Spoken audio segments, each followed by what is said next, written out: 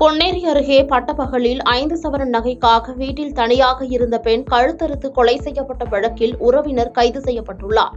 திருவள்ளூர் மாவட்டம் பொன்னேரி அடுத்த கனகவள்ளிபுரம் கிராமத்தைச் சேர்ந்த ஓய்வு பெற்ற மின் வாரிய ஊழியரான குமாரின் மனைவி சரஸ்வதி.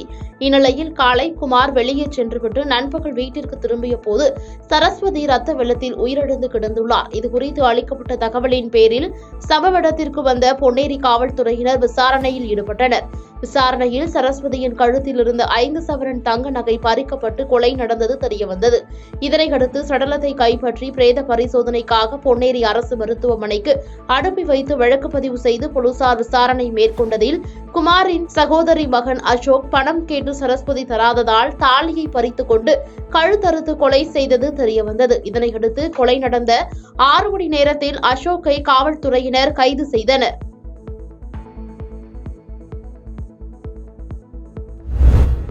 தேசத்தின் பாதுகாப்பு மற்றும் பொருளாதார மேம்பாட்டிற்கு பிரதமர் மோடி மீண்டும் வந்தால்தான் முடியும் என ஜி.கே. வாசன் தெரிவித்தார். தேசிய ஜனநாயக கூட்டணி ஸ்ரீபெரும்புதூர் நாடாளுமன்ற தமிழ் மாநில காங்கிரஸ் வேட்பாளர் பி.என். வேணுகோபாலை ஆதரித்து அனகாபுத்தூர், பம்பல், பல்லாவரம் உள்ளிட்ட இடங்களில் தமிழ் மாநில காங்கிரஸ் தலைவர் ஜி.கே. வாசன் பாஜக, பாமக நிர்வாகிகளுடன் வாகனத்தில் பிரச்சாரம் மேற்கொண்டார். இதனையடுத்து செய்தியாளர்களிடம் பேசிய ஜி.கே. வாசன், தமிழ்நாட்டில் 39 தொகுதியிலும் தேசிய ஜனநாயக கூட்டணி வேட்பாளர்களின் வெற்றி பிரகாசமாக உள்ளதாகவும் 3வது முறை மோடி வெற்றி பெற்று ஆட்சியமைத்தால் நாட்டின் பொருளாதாரம் உயரும் எனவும் கூறினார். மேலும் தேசிய ஜனநாயக கூட்டணி வேட்பாளர்கள் நிச்சயம் வெற்றி பெறுவார்கள் என்பது தெரிந்தால்தான் திமுகவினர் அச்சத்தில் அவதூறு பரப்பி வருவதாக கூறினார்.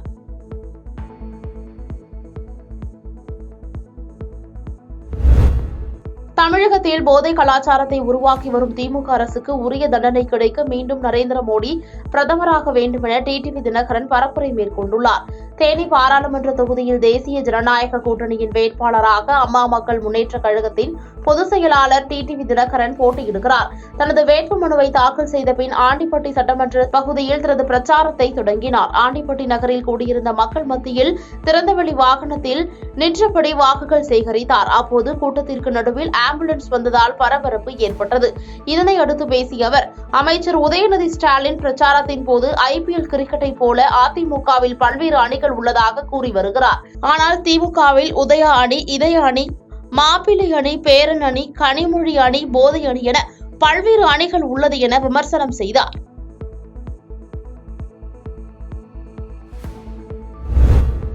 உலக அளவில் பல்வேறு நாடுகளுக்கிடையே ஏற்படும் பிரச்சினைகளை சமரசம் செய்யும் முக்கிய தலைவராக நரேந்திர மோடி உள்ளதாக முதலமைச்சர் ரங்கசாமி தெரிவித்துள்ளார்.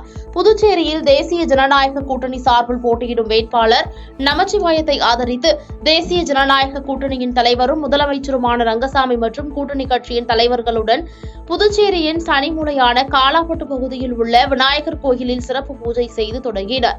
இதையடுத்து நமச்சிவாயத்தை ஆதரித்து பேசிய முதலமைச்சர் ரங்கசாமி, நாட்டின் பிரதமராக நரேந்திர மோடி பொறுப்பேற்ற பிறகு நாட்டு அபரிதமான வளர்ச்சி கண்டுள்ளதாகவும் உலக அளவில் பல்வேறு நாடுகளுக்கிடையே ஏற்படும் பிரச்சினைகளை பஞ்சாயத்து செய்யும் முக்கிய தலைவராக நரேந்திர மோடி உள்ளதாக தெரிவித்தார். இந்தியா கூட்டணியில் சரியான ஒற்றுமை இல்லாத நிலை உள்ளதாகவும் இதன் காரணமாக எத்தனை இடங்களை இந்தியா கூட்டணி பிடிக்கும் என்பது கூட கருத்து கணிப்பு தெரிவிக்க முடியாமல் உள்ளது என்றார்.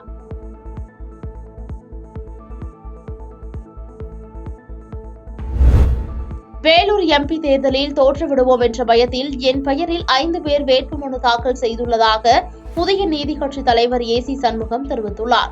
வேலூர் நாடாளுமன்ற தொகுதியில் பாஜக கூட்டணி சார்பில் போட்டியிடும் புதிய நீதி கட்சி தலைவர் ஏ.சி. சண்முகம் செய்தியாளர்களை சந்தித்து பேசினார். அப்போது தமிழகத்தில் 2014ஆம் ஆண்டிலிருந்து 2023ஆம் ஆண்டு வரை மத்திய அரசு 6,23,000 கோடி வரியாக பெற்றுள்ளது. ஆனால் மத்திய அரசு தமிழகத்திற்கு 6,90,000 கோடியாக நிதியினை வழங்கியுள்ளது. இதுபோன்ற மத்திய அரசு பல்வேறு மக்களின் நலத்திட்டங்களுக்காக ஆயிரக்கணக்கான கோடி ரூபாய் தமிழகத்திற்கு வழங்கியுள்ளது. தமிழகத்தில் தேசிய ஜனநாயக கூட்டணிகளை ஆதரித்து பாரத பிரதமர் நரேந்திர மோடி விரைவில் தேர்தல் பிரச்சாரம் மேற்கொள்ள தமிழகத்திற்கு வரவுள்ளார் என தெரிவித்தார்.